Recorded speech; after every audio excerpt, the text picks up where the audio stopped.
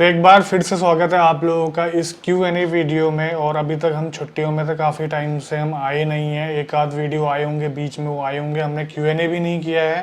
तो छुट्टियों के साथ साथ मैं क्वारंटाइन में था और ये भाई जो है दूसरा मज़े में था। मैं अभी भी हूँ। तो इसी के साथ साथ पहली जो है ये क्वेश्चन नहीं, मुझे शिकायत लग रहा है। यहाँ पर ये बोल रहे हैं कि भाई आपकी सलाह पे मैंने XUV 300 ली थी और लिए हुए 7 ही दिन हुए हैं, लेकिन रिलेटिव ने कार को बाहर निकालते वक्त अच्छा खासा को पैसेंजर साइड में डेंट लगा दिया है। क्या करना चाहिए? मेरा तो खून सूख गया है, जी चाहता है रिलेटिव का खून पी जाऊं। भाई साहब ये जो है गाड़ी है, ठीक है, खून ना पीने की भाई जरूरत नहीं है आपको। नहीं, खून मत पियो, उसके आप डेंट मार दो। यार ठीक है, गाड़ी लड्डे जो होते हैं मेरे भाई, ये सड़कों पे कहीं ना कहीं ठुक जाते हैं। मैं समझ सकता हूँ आपका दर्द कि नई नई गाड़ी है, इसीलिए तो हम सेकंड हैंड सजेस्ट करते हैं। खैर, वो इंश्योरेंस के अंदर आप कवर कर लो ना। अगर अच्छा खासा डेंट लग गया है तो जितनी बार आप उस डेंट को देखोगे ना, उतनी बार आपका जो खून खोलेगा, ठीक है। तो इससे अच्छा है कि आप उसको इंश्योरेंस के अंदर कवर करवा लो और एक बार रिश्तेदार को बुला लो रात के चाय पानी पे, ठीक है। और उससे जो इंश्योरेंस का जो चार्जेस होते हैं ना, फाइल चार्जेस, उसी से भरवाना। तो अगला सवाल ऋषि का है। वो पूछ रहे हैं कि एक फनी सा क्वेश्चन है, आप लोग बोलते हो कि कार रिव्यूज में कि स्टेपनी का टायर छोटा है, कॉस्ट कटिंग है, तो जब ये छोटा टायर लगाते हैं तो कार तिरछी नहीं चलती है क्या? क्या चक्कर है? थोड़ा सा आपको कंफ्यूजन है यहाँ पर। जो छोटा होता है वो रिम का साइज होता है, लेकिन जो टायर का डाया जो होता है ना, टायर की प्रोफाइल उसमें जो है थोड़ी सी बड़ी होती है। और जो टायर का ओवरऑल डाया जो होता है वो लगे हुए टायर जितना ही होता है, मतलब स्टेपनी वाला टायर भी लगभग उसी टायर के बराबर होगा। इसलिए जो गाड़ी है तिरछी नहीं चलती है। जी हाँ, और उसको सिर्फ स्टेपनी में ही वापस से लगा दिया जाए, इसी वजह से उसको थोड़ा सा पतला दिया जाता है, समझ रहे हैं? ताकि शर्म करो उसको मत यूज करो, उसको वहीं पर रहने दो। तो यहाँ पर सोनाली सिंह पूछ रहे हैं कि मुझे कार परचेज करने में आपकी हेल्प चाहिए। बजट है 15 से 16 लाख और 6 लाख जिसमें से लोन लेने वाले हैं। इनकी प्रीफरेंस SUV है, ड्राइविंग है 10 से 12,000 किलोमीटर साल की। किया सेल्टोस STX प्रीफर करूँ या Audi BMW second hand car के लिए जाऊँ? और इनको सनरूफ पसंद है। ये मेरी सेकंड कार होगी। I already own Creta. ये कार मुझे स्टेटस सिंबल के लिए चाहिए। स्टेटस सिंबल के लिए आपको चाहिए और क्रेटा ऑलरेडी है आपके पास, तो मुझे नहीं लगता कि आपको किया सेल्टोस के ऊपर जाना चाहिए। बहुत ज़्यादा आपको जो है ना अपग्रेड फील नहीं होगा, उससे ज़्यादा अपग्रेड नहीं करें। इसकी बजाय आपको लोन के पैसे भी नहीं देने पड़ेंगे। यहाँ पर आप 9-10 लाख के अंदर सेकंड हैंड जो लग्जरियस SUV आती हैं, चाहे वो Q3 हो चाहे वो Q5 हो, ठीक है, X1 भी मिल जाएगी, X3 भी मिल जाएगी, इतने प्राइस के अंदर आ जाती हैं ये गाड़ियाँ, ठीक है। तो आप एक बार तलाश कीजिए और इन्हीं गाड़ियों के, क्योंकि इन्हीं गाड़ियों के टेस्ट वाले बंदे बहुत कम हैं जो कि इतने लाख के अंदर सेकंड हैंड लेना पसंद करते हैं, लेकिन इस टाइप के डीलर आपको काफी मिल जाएंगे जो कि उन बंदों के लिए जो है वो गाड़ियां रखते हैं। आप वहां पर जाइए, अपने हिसाब से उन गाड़ियों को चूज करिए। और सबसे बड़ी बात यह है कि जब आप उस गाड़ी को वापस से बेचोगे ना, तब भी आप उसी डीलर को भी वापस कर सकते हो, या इतने ज्यादा पैसे नहीं टूटते हैं उन गाड़ियों के, ठीक है। और आपका जो है वो स्टेटस सिंबल भी जो है वो पहचान बन जाएगी आपकी गाड़ी। जी हाँ, बिल्कुल सही बात। डॉक्टर श्रीधर पूछ रहे हैं कि इन्होंने टाटा जैस ली थी 2016 में, नैनो से एक्सचेंज करवाया था, लेकिन आज 4 साल हो चुके हैं। अगर ये जो ऐप में सर्च कर रहे हैं, RTO से रिलेटेड जो भी ऐप आते हैं वाहन वगैरह, तो इनकी जो गाड़ी है जो नैनो थी वो अभी भी इनके वाइफ के नाम पर रजिस्टर्ड है। इनके पास एक रिसिप्ट है जो कि डीलर से एक्सचेंज करते वक्त ली थी उन्होंने, लेकिन RTO की तरफ से कुछ भी नहीं है। अब इन्हें क्या करना चाहिए? तो यहाँ पर मैं थोड़ा सा आपको बताना चाहता हूँ कि हो सकता है आपने गाड़ी एक्सचेंज करी हो तो वो किसी ने उसके बाद ना ली हो, वो उसी के स्टॉक यार्ड में पड़ी पड़ी सड़ रही हो, ऐसा भी हो सकता है।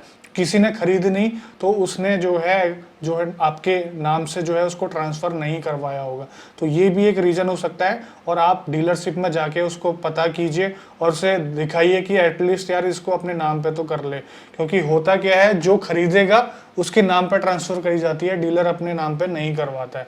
तो ये सिचुएशन यहाँ पर हो सकती है। बहुत ज्यादा हद तक चांसेस हैं कि आपकी गाड़ी वहीं पर ही हो। अमन ने ब्रेजा बुक करी थी रेड या ब्लू कलर में, मई में करी थी, लेकिन अभी तक उसकी डिलीवरी नहीं हुई है। डीलरशिप वाले बोल रहे हैं कि सिर्फ व्हाइट कलर अवेलेबल है। GM से बात होने के बावजूद भी ये बोला जा रहा है कि जो है ब्लू कलर की गाड़ी जो है ट्रांसपोर्ट नहीं हो रही है मैन्युफैक्चरर की तरफ से, और ये हर समय ऐसा ही बोल रहे हैं।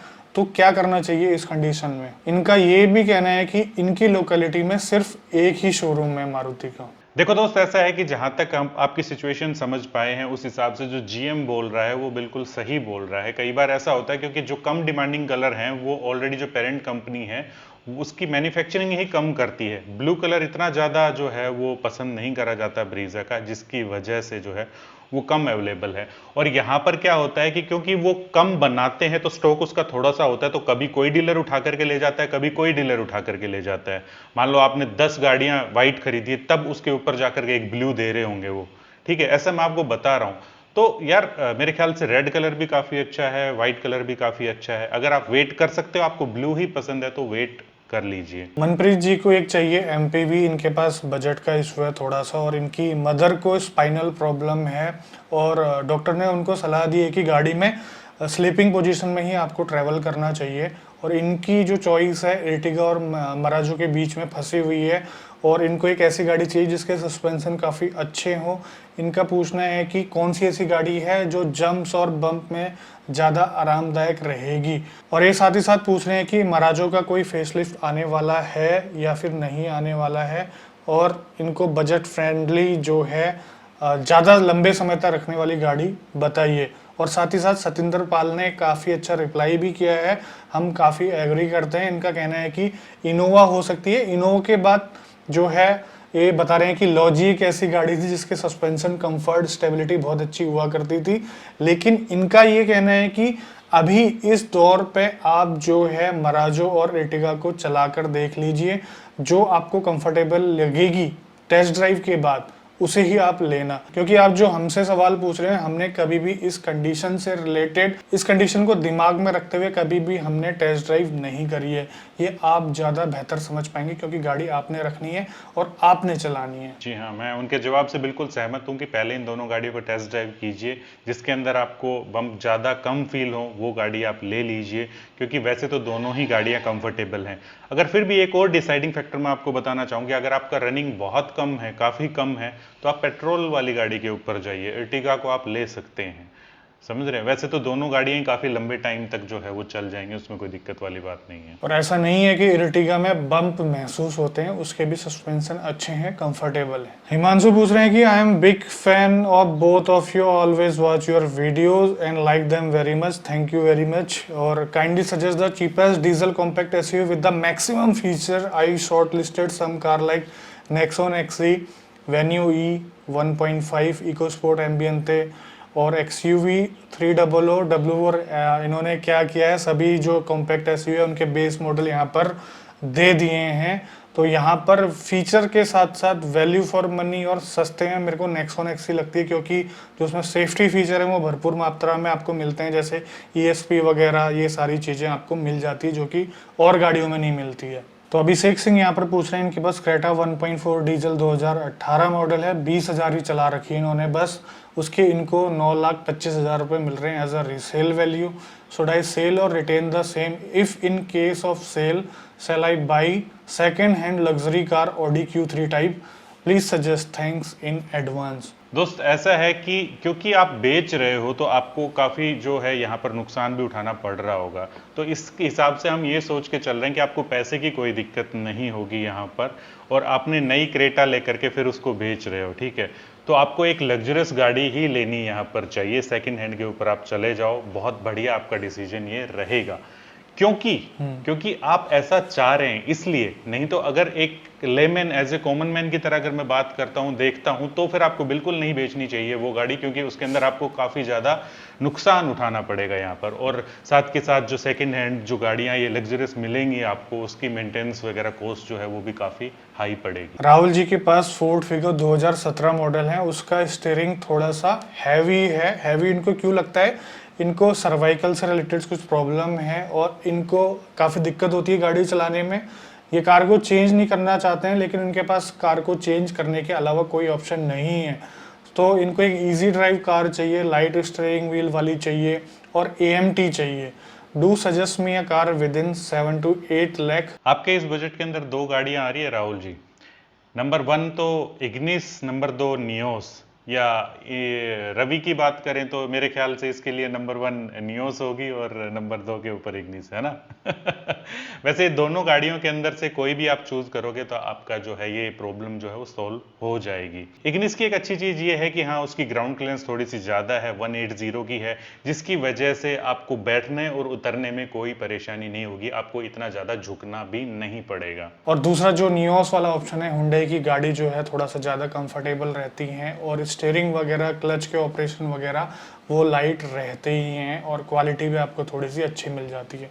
इसलिए ये दो ऑप्शन है आपके पास, आपको जो सही लगे आप ले सकते हैं। तो यहाँ पर राजीव जी पूछ रहे हैं कि इनके पास अभी i10 मैग्ना है, 2015 का मॉडल है, इनकी महीने की रनिंग 1500 किलोमीटर हो जाती है, जिसमें ये 7 से 8 हज़ार का पेट्रोल फूक देते हैं। अब इनको इसको बेच के सीएनजी ऑप्शन लेना है, तो ये पूछ रहे हैं कि मुझे i10 में कितना मिल जाएगा, साथ ही साथ इनको कोई दूसरी कार सजेस्ट कीजिए। और यहाँ पर हम ये कहना चाहेंगे, नई कार नहीं लेनी चाहिए आपको, इसी में सीएनजी लगा सकते हैं। क्या कहते हो? बिल्कुल सही बात है। और सीएनजी का जो है वो लगभग आपको 35 से 40 हज़ार की कॉस्ट आएगी, जिसके अंदर आपका सिलेंडर भी जो है कंपनी वाला सारी चीजें लग जाएंगी और साथ के साथ आपके नाम भी हो जाएगी।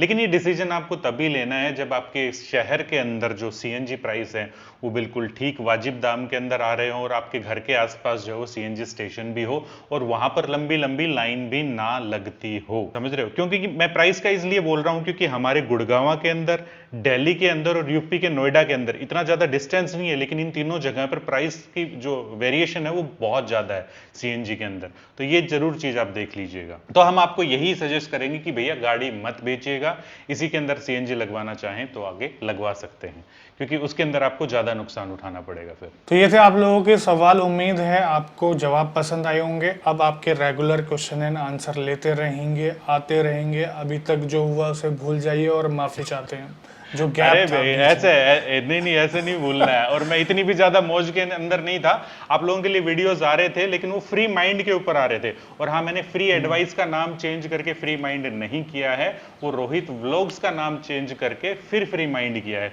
तो वहां पर भी आप जाकर के देख सकते हैं। हर 3 महीने में ये नाम चेंज करते रहता है दूसरे चैनल के। वैसे नाम मैंने भी चेंज कर दिया। देख कौन कह रहा है, देख कौन कह रहा है। तो चलो दोस्तों, मिलते हैं ऐसे किसी नेक्स्ट इन्फॉर्मेटिव वीडियो के अंदर इसी मैसेज के साथ कि 4 व्हीलर चलाते हैं तो सीट बेल्ट जरूर डालिएगा, 2 व्हीलर चलाते हैं तो हेलमेट जरूर पहनिएगा। जय हिंद, जय भारत। भारत माता की जय।